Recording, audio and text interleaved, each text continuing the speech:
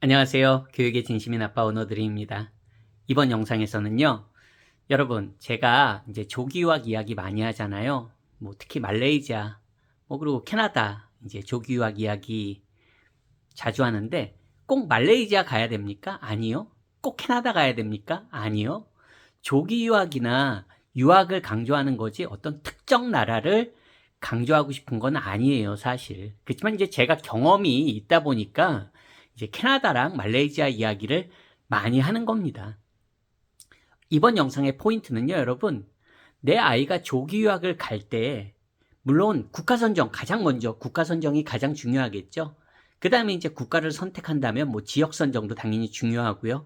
그리고 이제 학교 선정에 들어가죠. 어떤 분들은 뭐 학교를 이제 타겟으로 해가지고 하면 국가나 지역은 어떻게 보면 그냥 한 방에 해결되는 문제지만 기본적으로 처음에 조기 유학을 생각하시는 분들이라면 국가나 그리고 지역 그러면서 이제 학교로 좁혀가는 게 어떻게 보면 일반적인 방법입니다.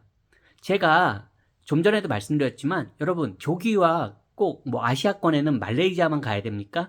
아니요, 그렇지 않습니다. 그럼 영어권 국가는 꼭 캐나다만 가야 됩니까? 그렇지 않습니다. 내가 조기 유학을 위해서 투자할 수 있는 시간과 비용, 그리고 그 조기 유학 이후에 내 아이의 스텝에 대해서 진지하게 고민을 해보셔야 됩니다. 그리고 나서 우리 가족에게 가장 현실적으로 좋은 국가나 지역, 그리고 학교를 선택하면 되는 겁니다. 예를 들어서 말레이시아 조기 유학 경우는 아시잖아요. 부모님들 중에 한 분만 가디언 비자가 나옵니다. 그렇게 되면 뭐 한 분이 엄마나 아빠가 자녀를 동반할 경우에는 전혀 문제가 없지만 부모 두 분이 다 같이 옮기시려면 뭐 쉽게 말해서 은퇴 비자를 고려하거나 근데 누구나 다 은퇴 비자를 고려할 수 있는 상황은 아니잖아요. 지역에 따라서도 그렇고 뭐 개인적인 사정에 따라서도 그렇고 누구나 다 뭐 말레이시아 부모가 같이 올 경우에 무조건 은퇴 비자 그게 다 해당되는 건 아니거든요. 누구에게나. 그럴 경우에도 그러면 말레이시아는 옵션에서 멀어지게 되는 겁니다. 그러니까 개인적인 사정에 따라서 그 개인의 가정에 따라서 아이의 목표에 따라서도 달라져야 됩니다, 여러분. 예를 들어서 단기 1년으로 온다, 단기 1, 2년으로 온다. 그럴 경우에는 꼭 말레이시아가 최상의 초이스가 될 수 없을 수도 있는 겁니다. 아이의 나이랑 학년에 따라서 달라지겠지만 참고로 말레이시아 같은 경우에 여러분 1년, 2년 만에 영어가 확 늘지 않습니다. 여러분들이 가장 조기 유학을 고민하시는 큰 이유 중에 하나가 아이의 영어 실력 향상 아니겠습니까? 근데 정작 조기 유학을 왔는데 아이의 영어 실력이 늘지 않으면 여러분들 어떠시겠습니까? 그냥 그 기간 동안 소중한 경험도 중요하지만 내가 원하는 것을 얻을 수 있는 그런 선택을 하시는 게 가장 현명합니다. 제가 조기 유학이나 영어, 한국에서든지 얼마든지 초이스도 있을 수 있습니다. 내가 능력이 되고 경제력이 되고 한다면 루트들은 굉장히 다양합니다. 뭐 아까도 말씀드렸지만 나라도 내가 좀 더 자유롭게 선택할 수 있고요. 그리고 내 아이의 향후 꿈이 뭔가, 내 아이가 바라는 커리어가 뭔가, 우리 부모가 아이한테 바라는 커리어가 뭔가에 따라서도 국가도 달라질 수 있고 당연히 달라질 수 있는 겁니다, 여러분.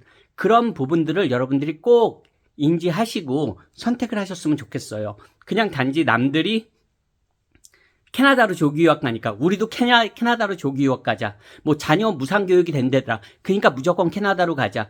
말레이시아로 가면 말레이시아에는 뭐 저렴한 국제학교부터 고가의 국제학교까지 선택의 폭이 많대더라. 그러면 그냥 우리 말레이시아로 가자. 물론 그렇게 생각하신다고 뭐 그게 최악의 결정일 수는 없습니다. 그냥 와서 편하게 와서 내가 만족하고 돌아가면 좋은 조기 유학이 될 수도 있습니다. 하지만 그런 접근보다는 조금 더 내가 정말 캐나다에 뭐 예를 들어서 영주권을 도전하러 간다? 아니면 뭐 캐나다에 어떤 확실한 목표가 있어서 간다? 아니면 말레이시아에 내가 뭐 지인이 있다거나 뭔가 꼭 말레이시아에 가야 되는 그런 주재원이나 뭐 이런 경우라면 가셔야죠. 하지만 그게 아니라 단지 조기 유학을 위한 그냥 아이 교육을 위한 선택지로 꼭 말레이시아여야 되냐? 꼭 캐나다여야 되냐? 그거는 아니라는 겁니다. 말씀드리지만 호주도 있고 뉴질랜드도 있고요. 가깝게는 뭐 말레이시아만 있는 게 아니라 필리핀도 있고 다양한 그 외에 제가 그 나라들만 또 추천하는 게 아닙니다. 정말 아이의 목표와 그 기간과 가정의 그런 여력에 따라서 조건에 따라서 정말 초이스는 다양해질 수 있다는 겁니다. 어차피 해외 생활입니다. 어차피 캐나다도 말레이시아도 만약에 한 번도 안 가보신 분이 계시다면 그런 분들에게는 캐나다나 말레이시아나 아니면 호주나 뉴질랜드나 필리핀이나 또 그 외의 국가들도 새로운 도전이라는 겁니다.